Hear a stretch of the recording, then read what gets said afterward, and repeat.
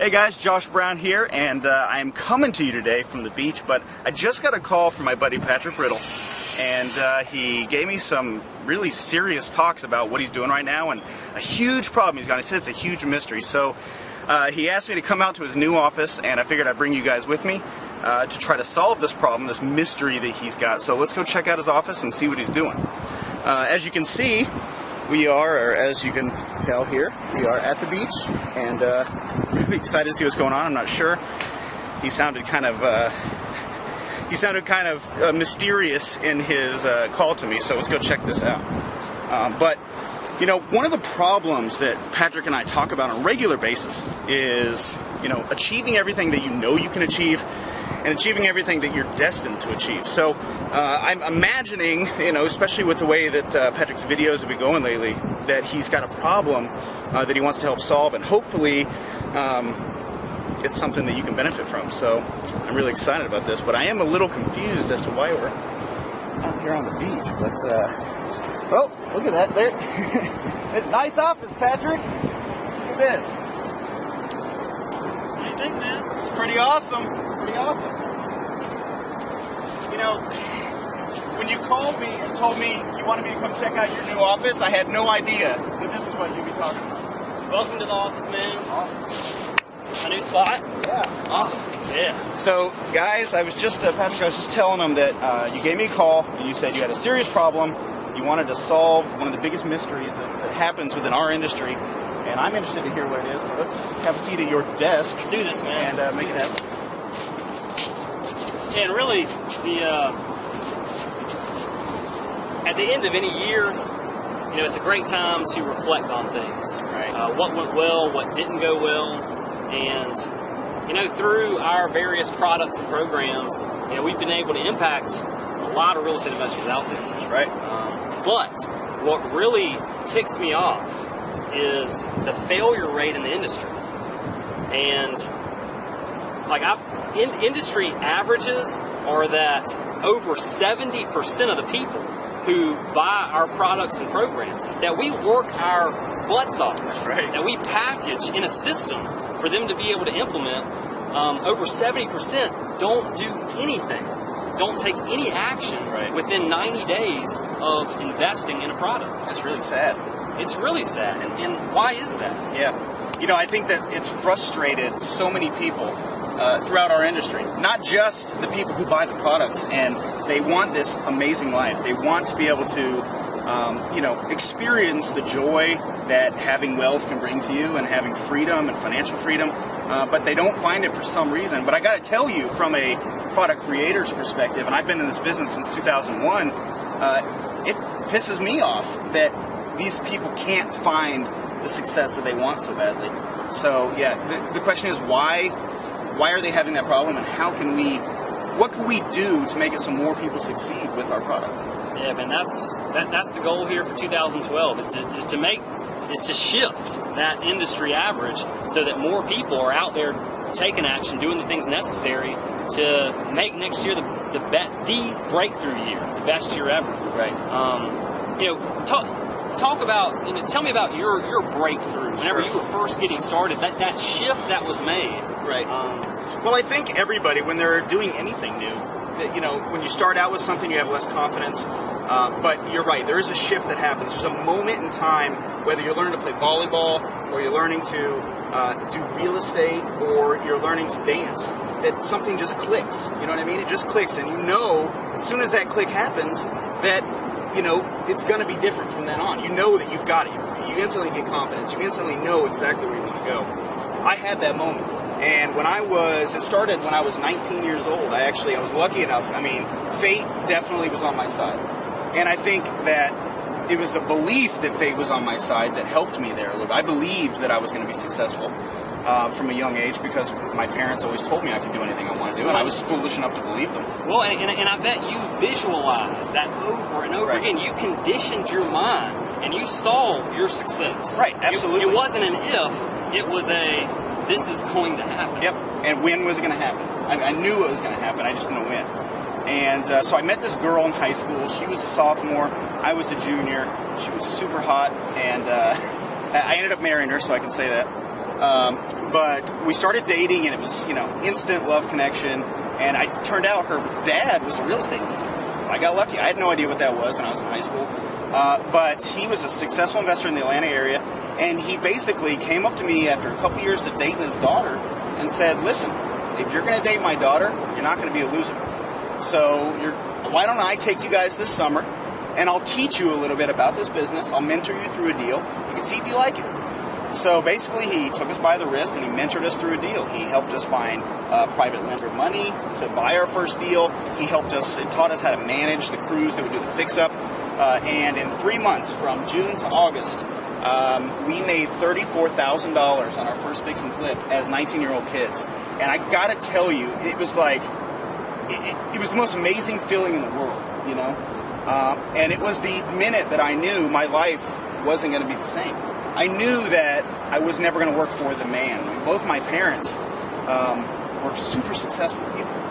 They're still alive. I'm talking about them like they passed on, but they're super successful. They're both retired, but they both worked for corporate, giants, and they both had no say as to what they could do with their lives. So, I can remember vividly, for holidays and stuff, my mom wasn't there because she worked for Walmart. And when does Walmart make their most money? Thanksgiving and Christmas. So as a 9-year-old kid, I'm making macaroni and cheese and green beans and fish sticks as my Thanksgiving meal because my mom had to work, and I don't hold it against her. But I also knew the second I made that $34,000 that I could now choose to do anything I wanted to do. Dude, choose. That is the word, because the mindset shift, I remember it vividly. I had started reading real estate investing books. That led into personal development. It led into one of the CD sets I had was by Robert Kiyosaki, and it was called Choose to Be Rich. And I had listened to it probably 4 or 5 times through, and then one day, I had read enough success stories. I had enough role models by then. I had connected with other local investors. I saw it happening around me. I had that knowing that I could do it too. Period. I had drawn the line in the sand. I burned my bridges. And one day I just looked at the cover and I said, choose to be rich. Choose. It is a choice. It is a decision that you make. And you back it with belief, and you move forward. And one of the first deals, first year I started investing, we bought a property on Windy Lane in West Ashland, 20 minutes away. And we got such a smoking deal on this property. And the way that we financed it, we got paid $20,000 when we bought the property. That's what I'm talking about. We bought it and got $20,000 of our profit up front, and my mind just blew wide open. I was like, I have the power. This knowledge that I can now implement, and things are different. Once your mind expands, it cannot contract back to its original form. That's right. And it was just a beautiful thing. And I think, it's the choice of saying, I'm going to do something today to make myself better than yesterday. And it doesn't have to be huge. The actions that you take or the choices you make don't have to be huge choices. But you have to constantly be moving forward. You always have to. I had a mentor once who said, upgrade your conversation every day. What he meant by that was, don't talk about, I'm going to make $1,000 today, and then try to talk to me tomorrow about, I'm going to make $1,000. Come to me with, I tried, and these are the things that happened, and how can I make it better? So you're always upgrading your conversation. I think that's huge. But what people, I think, need to understand is, there's no difference between you, me, or anybody else that they see out there that's doing this right now. There's no physical difference. Meaning, my brain's not bigger, my heart's not bigger, my skin's the same. I failed classes in high school, I goofed off, I didn't pay attention, I was a jock. I was doing everything wrong. And then I learned that my brain was a lot more powerful than everybody else's, only because I trained it to be that way. You tapped into the potential of the brain. And when you started, we weren't who we are today. That's right. And I dreamed of closing that first deal. And when I did, it was just like, boom, explosion. Now the world is my oyster. So much opportunity. And that can happen for each and every one of you. Absolutely. And it will happen to each and every one of you. Dude, my buddy Dusty Keefe, partner in my investment biz, they call him the Wolf. He's chilling. He's chilling at the pad. Let's go have a little brainstorm session. Sure. And let's figure out this great mystery once and for all. Sounds good to me. I'm sick and tired of people emailing, being sick and tired. Right. You know? Absolutely. All right, So let's go check that out and see what he's going. All right, cool. Let me pack this up real quick. Let's do this thing. All right. Man, I really like the office. yeah, I'm digging it too. What's the square footage on this thing? The square footage on this is a mile or two. I like that. By a mile or two. Well, depending on the tide. Well, we should, after we get done figuring out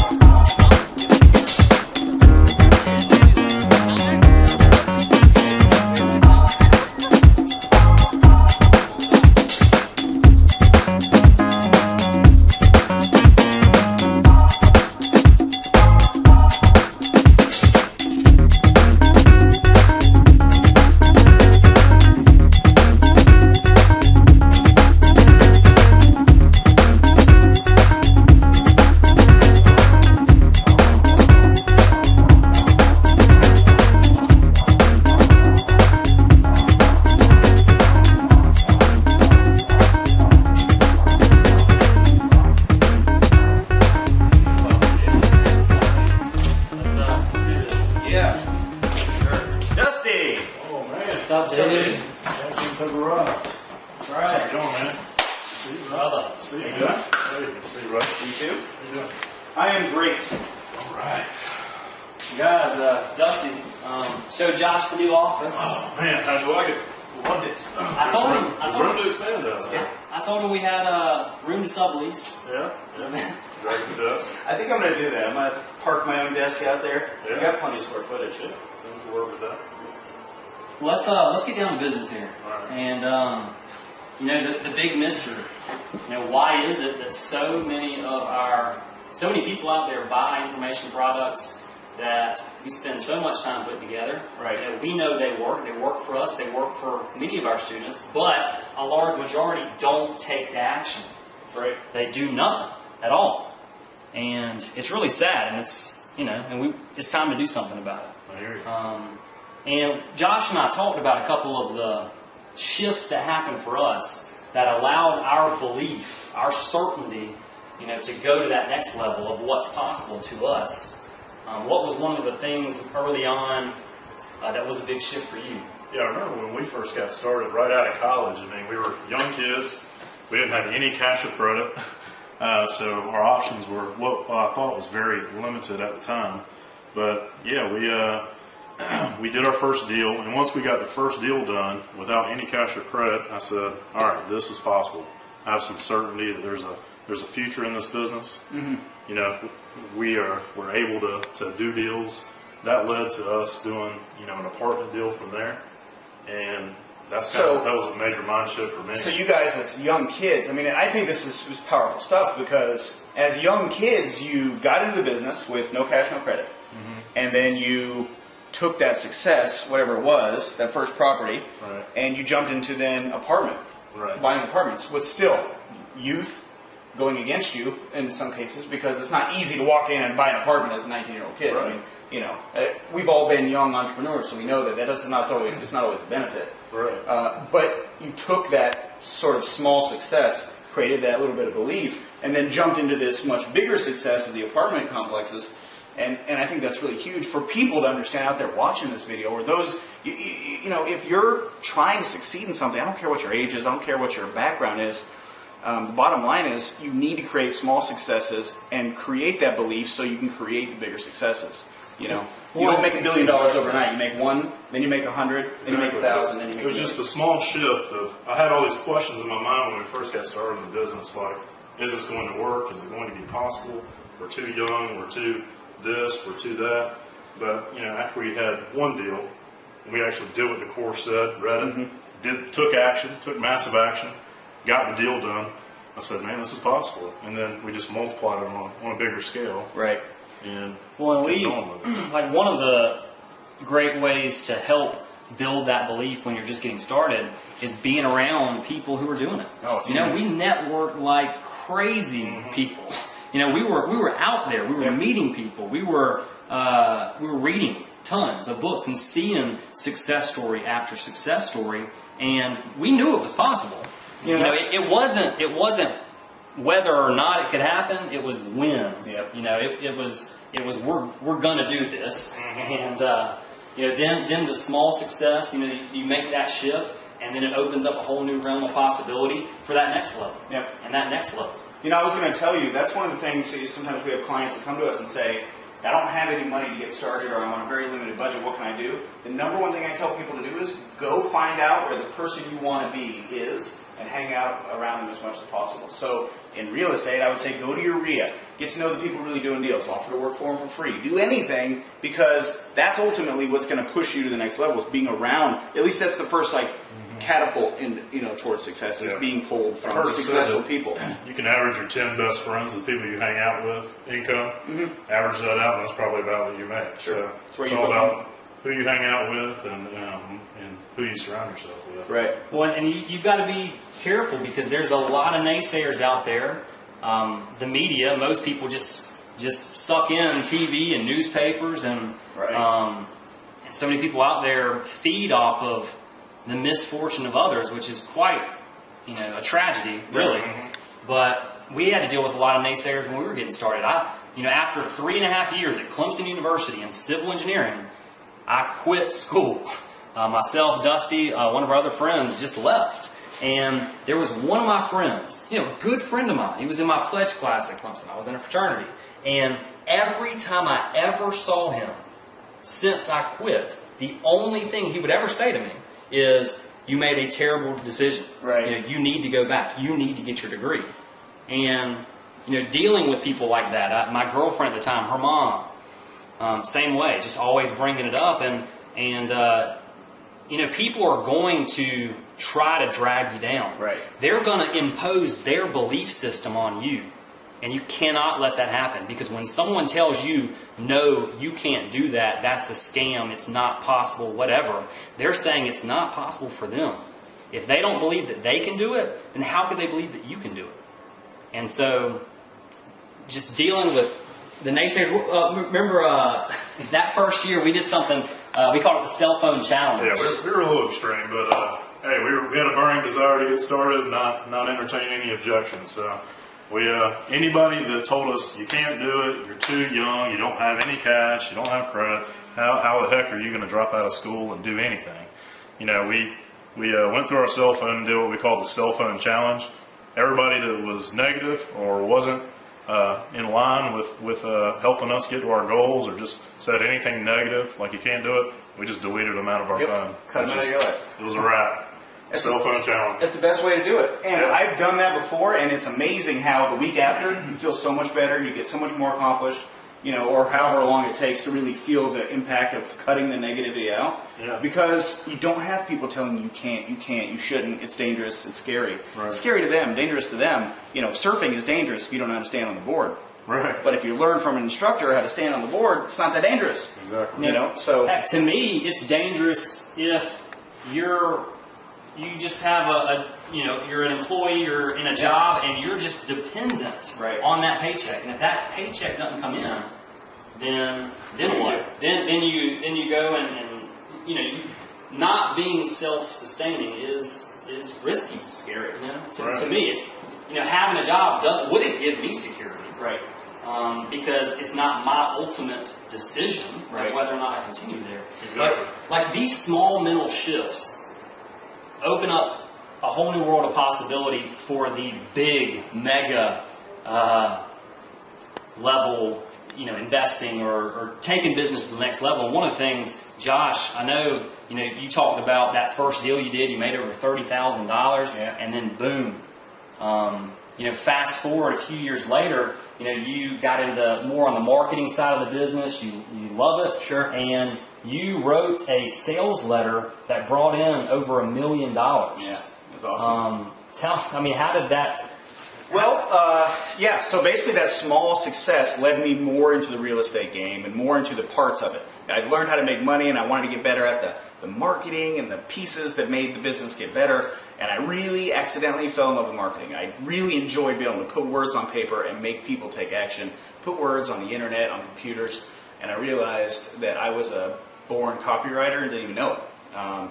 So I sort of fell out of love with real estate a little bit. in that I found a partner who loved it and was willing to do the deals, and I focused more on the marketing so I could do what I loved. I was in a position where I could follow my passion, and that led into getting into sort of the internet and selling, my partner's courses online because he was the real estate guy. So I would develop the sales letters and processes that you guys see everywhere that sells these information courses. And I've worked with a lot of big name guys in the last 6-7 years. And one of those guys, I wrote him a sales letter for an event he was doing. And it was an event that helps entrepreneurs make more money through real estate. And I wrote him the letter, handed it off to him. He paid me a fee for it. And a percentage of, it's a typical arrangement for creating a copy. And I got a call from him 6 months later. I hadn't heard how he was doing. I was super busy. I was loaded with clients, doing my own thing. Got a call 6 months later, and he says, Josh, hey, just want to let you know, dude, anytime you want a testimonial, you have it. And I was like, great. What? For what? He's like, that sales letter you wrote me, I made $1.6 million in 6 months off of it. Dude, that was awesome. You rock. I'm going to send 100 people your way. And I was like, 1.6. I ran downstairs, told my wife, hugged her. I didn't make all that 1.6, but the work that I did made that, and I made a very good portion of it. So I was very proud of it. But what that victory did for me was it allowed me to get that belief in myself and in what I do and go out there and do it even more and even bigger. Since then, I tallied it last year. I'm over $10 million in stuff that we've sold because of the copy that I write, whether it's emails, sales letters, or video scripts, or whatever it is. The words that I put on paper have created great businesses for people, and it's because of that belief that I've been able to do it. So that first success created the opportunity, or created the certainty for you to be able to do the next 10. And sitting in that first closing table with my legs trembling under the table, I can tell you, in no world would I ever have imagined that this is where I would be 10 years later. Yeah. But I knew that I was going to be successful.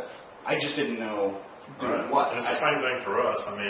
We did those first couple deals, which led, we said, wow, this is going to work, which led us to the apartments, which led us to a lot more real estate deals. And, throughout our, past 10 years, we've created more and more certainty, and we just know that we have a system that works, and that led to the deal we did a few months ago that, the guy owed like $3.4 million on a beach house kind of near here. Nice. And he was getting behind on it. His payments were like $23,000 a month. Woo. They knew their mod, they were like $30,000 a month. Yeah. And he was paying it for a while, but anyway, he got behind. He said, Dusty, Patrick, will you help me out? I said, sure. He owed $3.4 million. Short sold it for 1.75, I believe, and resold it the same day for 2.1. So we did a double closing. I didn't have any cash in the deal at all. Right. Just structured it to where we bought it and sold it the same day, brought in funding, boom, double closing, and just a huge cash payday. But the small successes that built up with that was, the mindset needed to shift into being able to do a deal like that. What an awesome, that's a huge dollar deal to pull off with nothing in the deal. And it's because of your confidence. It's because of that belief level that you had that you were able to accomplish. You got to start somewhere and just build on it until you have the mega success. Guys, there was a Tony Robbins video that I watched a little while back. If you've never been through any of Tony's stuff, it's awesome. Yeah. We're here because of Tony in one way or another. Yeah, definitely. Right. Reading his books, listening to his CDs in the car. But he scribbled out this little diagram, and I want to share that because I think it really helps to understand how people make the breakthrough. From the mental shift to getting the result that they want, and then having it all. You're either going in a positive upward cycle, and you're getting the results you want. You're building more and more of that belief, or you're going the opposite way, negative spiral, where and let's just map it out a little bit. Over here, we've got potential. And would y'all agree that everyone out there has unlimited potential? Absolutely. Unlimited potential. Millions have gone before each and every one of us that were just in positions where they had nothing. Mm-hmm. They came from nothing, and they made it the top of their field. Yep. So potential. Potential is tapped by belief. And so if someone has just doesn't really know if they can do a thing or not, that belief's just not quite there, then they're only going to tap a very little small amount of their potential, and that's going to lead to, in that case, very little action. Right. And anyone who takes very little action is going to get what kind of results? Very little results. Terrible results. Yeah. Horrible results. And then, ironically, those results are going to affect. Did I spell that right? No. Hi before you. It's all right. They don't ask you to spell anything when they get cash and checks in the bank. yeah, I can cash checks without being able to spell. But ironically, then, so they didn't really have that belief that they could do it. They tapped only a little bit of their potential. They took very little action, got crap results. Therefore, their belief is crap results. Yeah, their belief is, oh well, it doesn't work. Right. They were right. I think people often lower their standards over time as they get beat down by life and stuff and the results. They lower their expectations of themselves to meet their belief of what they're capable of. Yeah. So. Well, so let's just say the opposite happens, and someone starts out and they read success stories, they network and find other real estate investors who are doing it, and they see it happening. So they're like, they can do it, I can do it. And so they have that powerful belief, which then they tap into a lot of their potential, which leads to taking massive action.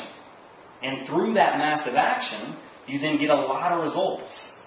You can tell what's working, what's not, and tweak. Right. And then those results then build just a more and more powerful belief, so that you go from... You tap more potential, which gets you bigger actions, better results, and you create this cyclical... This positive upward cycle that just builds your belief, so that you can go from, at 19, doing your first deal and making over $30,000 to writing sales letters that bring in over $10 million in revenue. Right. Like, Dusty, you negotiated a no money down deal, and we're kids. We quit school, we've got nothing, and we're buying real estate.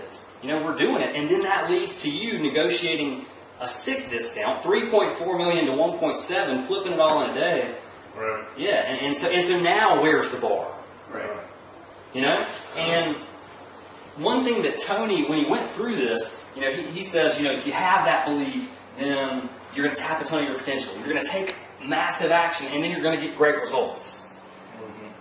Mm-hmm. Not always, because sure, if you start with that belief and you can do it, and you tap tons of your potential, and you take tons of action, massive action, if you're not taking the right actions, then it doesn't matter how much actions you take, you're not going to get great results. And then even if you started with that core belief that you could do it, the results are crap. And so it's going to it's going to bring your belief down to the point and demoralize you to the point where then you don't tap much potential, you stop taking massive action. So the key here is not just taking action, it's taking the right action.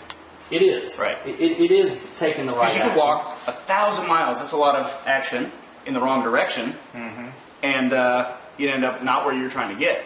So ultimately, you got to know what actions to take. That's brilliant, man. Well, and really, like with the action to take, we've all talked about the mental shifts that we made, and it's in here. Mm-hmm.